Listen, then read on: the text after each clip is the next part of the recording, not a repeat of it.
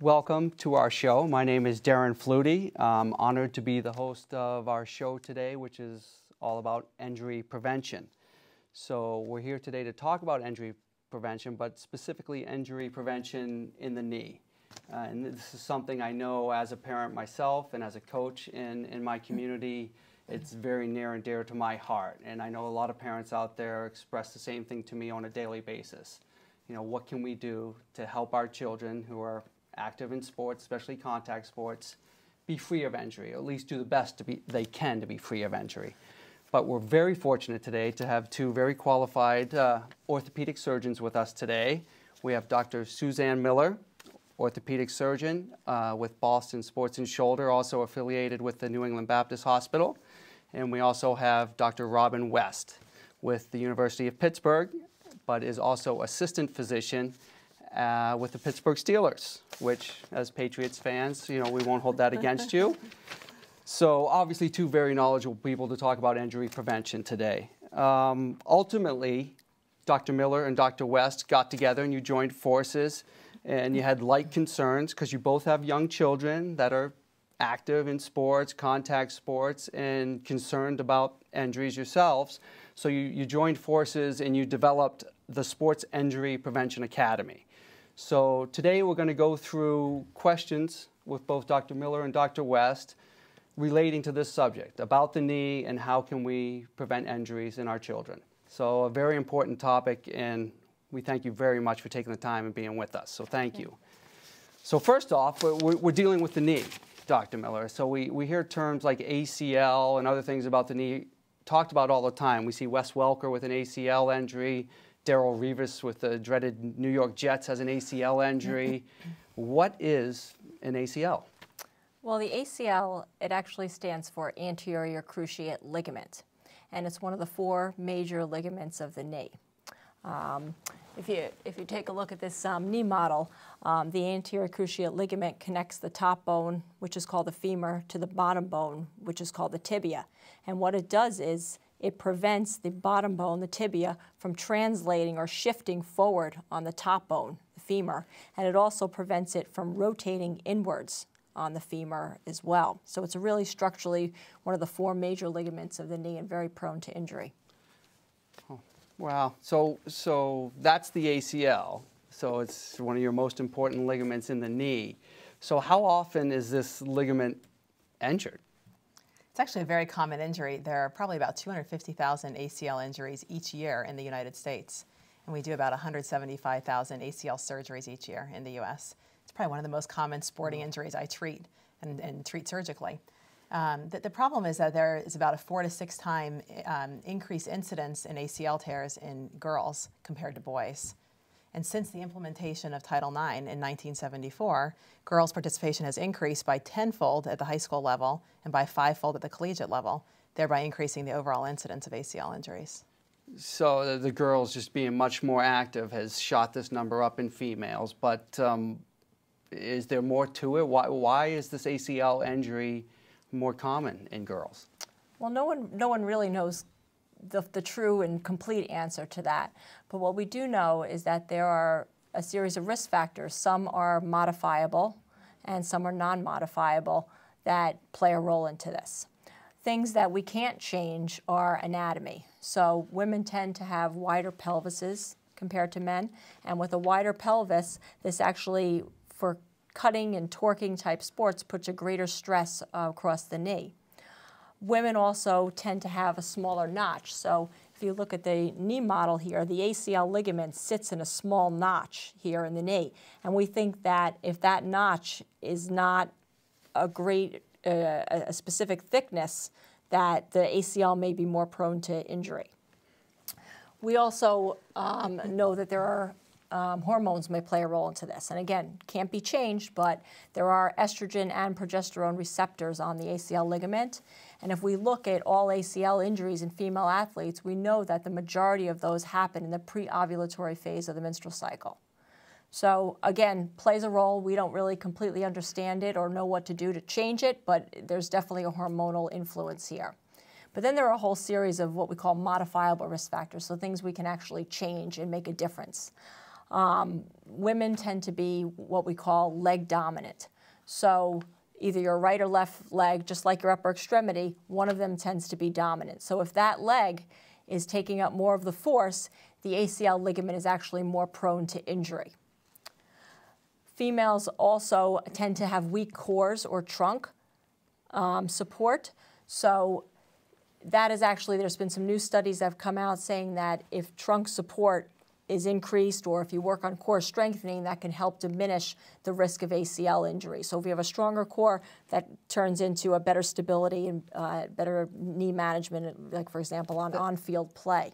Sorry to interrupt you, but that leg dominant, I mean, that really intrigues me. Now, well, first of all, that's common in most females, that one leg is? It is common in most females. We don't realize it as much as we do with the upper extremity, where we tend to write with one hand and we tend to throw with one arm, but there actually is a leg dominant. It's much more common to see that in female athletes than male athletes. That was my next question. So more common than males. Now, I mean, I'm sure I'm going to get deeper into it as we go along, but now if you realize you're dominant in your right leg, should the female athlete be doing a lot of left hamstring curls because of that to balance it out? Well, again, these ACL prevention programs, which we'll get into, I think we're going to get into the meat of this a little bit later, really kind of focus on both legs.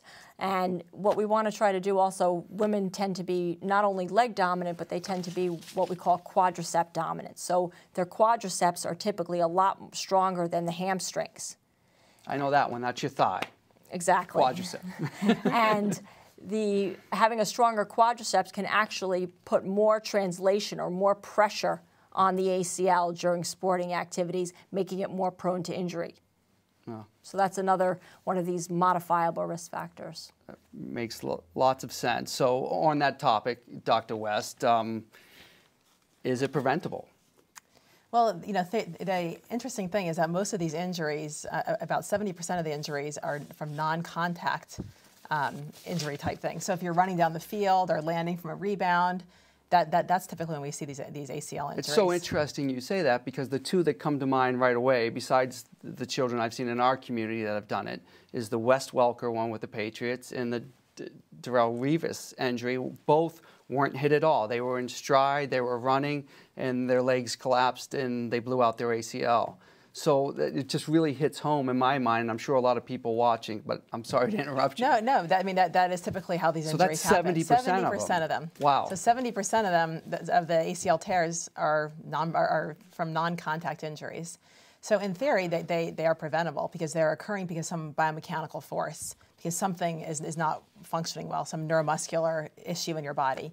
So there's been a lot of studies looking at these ACL prevention programs and doing different kinds of strengthening, agility, plyometrics, and trying to decrease the risk of ACL tears.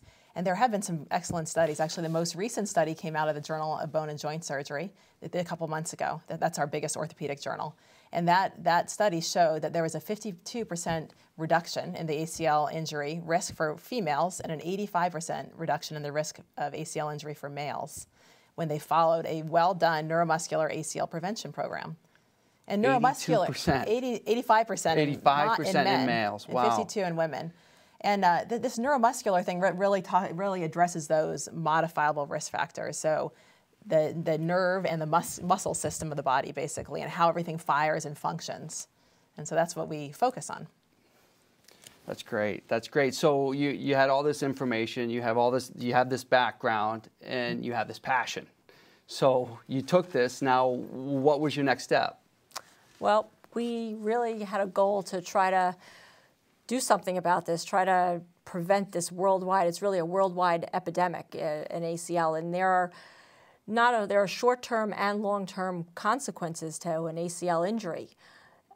In the short term, it can be devastating for an athlete's career. If they miss an entire season, they're trying to be recruited by a college, or if they're in college and they have this, issues with scholarships, and it really can have a huge impact. It also can have a huge emotional impact on the athlete as well as the athlete's family. A lot of implications here in terms of, especially at the high school level and in the college level. I was going to say, the younger the athlete is that experiences this traumatic injury. The emotional issue must just be devastating. Sure. Obviously, someone who's had their heart set and it's their senior year in That's football, right. and they're We can all relate to that. And there's the star, and it's not going to happen. That's a big deal. Not to mention the financial burden of an ACL injury as well. And there are also these long-term factors that really can be significant as well. Even, fortunately, we have the ability to do wonderful ACL reconstructive surgery now, and the majority of people are able to get back to sports and ultimately do fairly well with an ACL injury. But even with the most perfect ACL reconstruction, the most perfect rehabilitation, everything goes perfectly, the incidence of arthritis in the knee down the road long-term can be greater than 50%, which is a huge problem.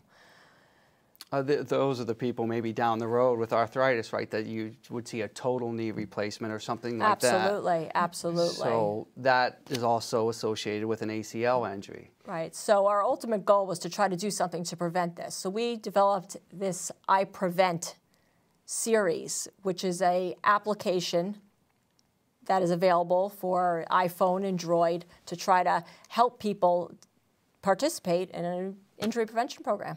So it's iPrevent. Yeah, it's called the iPrevent. Now, how does that application work? What are the details of iPrevent?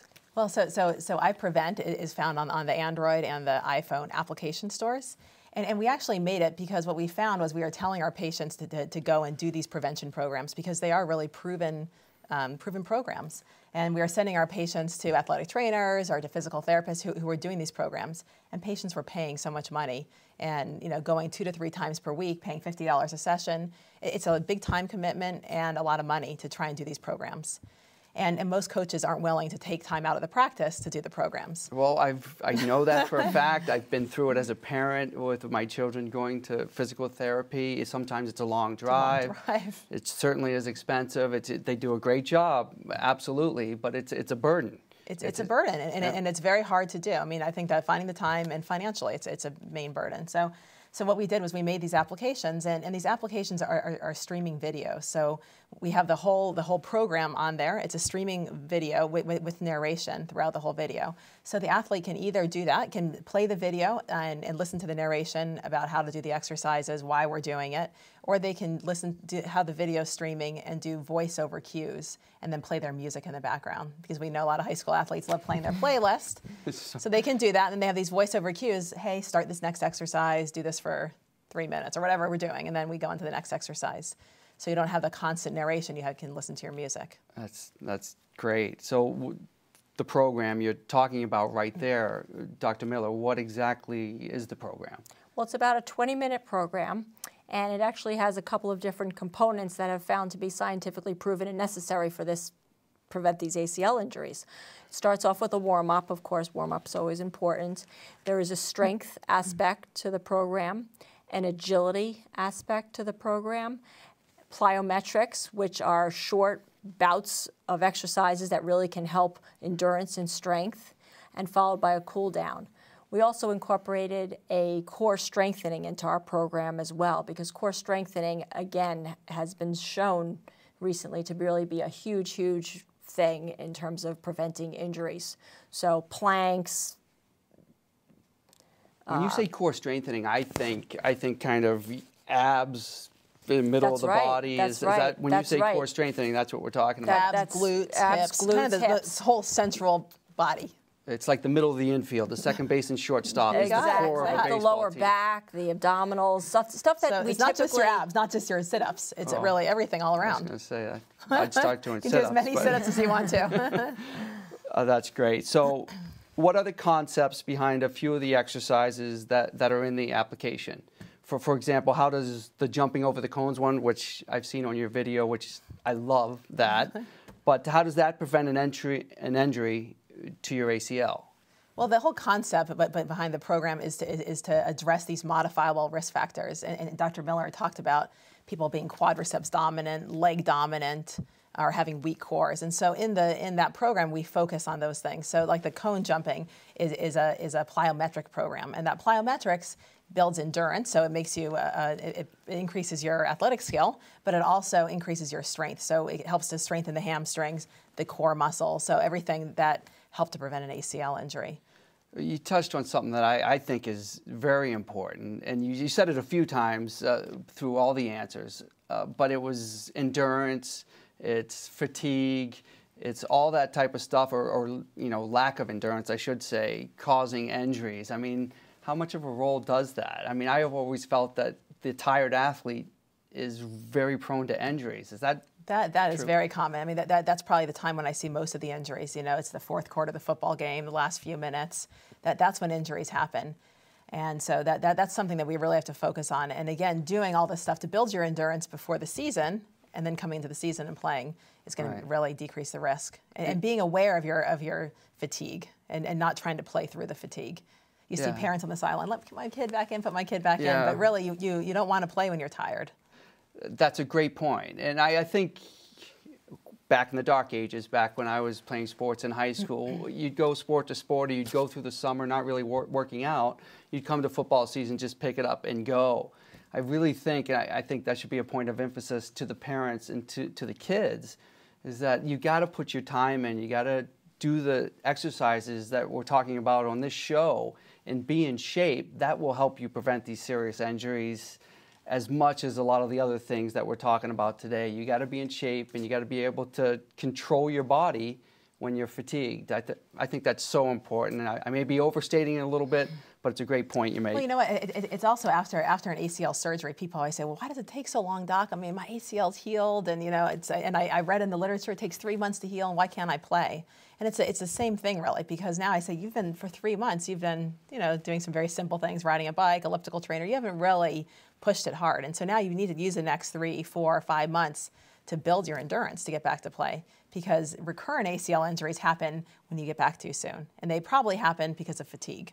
Really, they're not happening because the graft's not incorporated in the bone or the maturity of the graft is there. It's really a fatigue issue, I think. Right. So that's also post-injury and post-surgery is why it takes so long. It's a great program, tremendous program. So how can we get more athletes involved in using it? Well, Dr. West and I are busy orthopedic surgeons. We treat thousands of knee injuries on a yearly basis. So we do try to promote this program through our practices and the patients that we take care of. But we're also making coaches aware, athletic trainers, parents, really trying to get it out there on shows just like this, and trying to just make people as aware as possible that these things exist. You know, we recommend doing the program year-round, but at the very least, we suggest doing it for 6 to 8 weeks before a season actually starts. Whether it be football, lacrosse, soccer, basketball, these are the high-risk ACL injuries. You know, at the very least, doing it for a short period of time beforehand. So a month and a half before you come into your school starts, and you're going to get into soccer, field hockey, lacrosse, football, all these fall sports. You know, 6 weeks to 2 months, you should start doing these programs. Absolutely. Yeah, absolutely. That makes total sense. Can make a huge impact. You joined forces for this great application. Do you guys have any other applications? We have the I Prevent Running application, which is the same kind of concept as the ACL prevention. We focus on stretching, flexibility, agility, plyometrics to increase your endurance for longer runs, and also to decrease the chance of injury. I always thought plyometrics was a great way to increase your speed too. I don't know if it's still that, but that was back in my day again. I hate to reminisce, but plyometrics was all about we were increasing our speed, but endurance and strengthening, power, explosion, explosion. It's huge. That's all the jumping, and we've got a lot of that incorporated into our program. So that's the I Prevent Running. It's in the I Prevent Running, and it's in the I Prevent ACL Injury, both applications. I've done those personally. Those are great. So do you plan on, besides those, developing more applications? But we're actually in the works. We think the upper extremity is just as important as the lower extremity and can be injured. We have an I Prevent Golf series that's going to be coming out soon, and we also have an I Prevent Shoulder Injuries. I Prevent Golf. I mean, I'm a huge Phil Mickelson fan, but we have our own golf team in our community. So, and I know it's taken off these days, so that's tremendous. So you have these applications, you have some in the works. You guys are very busy, obviously. What's your ultimate goal with all this? Well, our goal is to really keep people of all ages and all abilities injury-free and active, and so that's our ultimate goal. And so we'll try to continue to build our company and to make these applications and to increase the education really on injury prevention and awareness, and to get the word out there to coaches, athletic trainers, because again, people don't want to spend the time for it. You know, we talk to coaches and they say, I don't want to take the 15 minutes. I want to have my team practice this over and over, but they don't want to spend the time to prevent injuries and to build the endurance. Well, yeah, well, time is limited in a high school atmosphere. You know, we have our athletic field, and you can use it for about an hour and a half, and then you're off, so your time is condensed and limited. So you don't have the time always to do it, or, you know, sometimes it's not on the top of the priority list. So to be able to have this, I think is tremendous. I think you These guys can be done at home, they can be done in your backyard, they can be done inside a lot of the program, and they can be done on an athlete's own time. So that's the wonderful thing about it. It's portable. Right, with technology really exploding, you know, most people have an iPhone or a Droid and can easily have access to this. That's awesome. I think it's great, and I hope our young athletes and our community and communities all around take heed of this and start using this, because it's, as we mentioned over and over, the downside of this is so great, but the upside is phenomenal. So you have a website, or?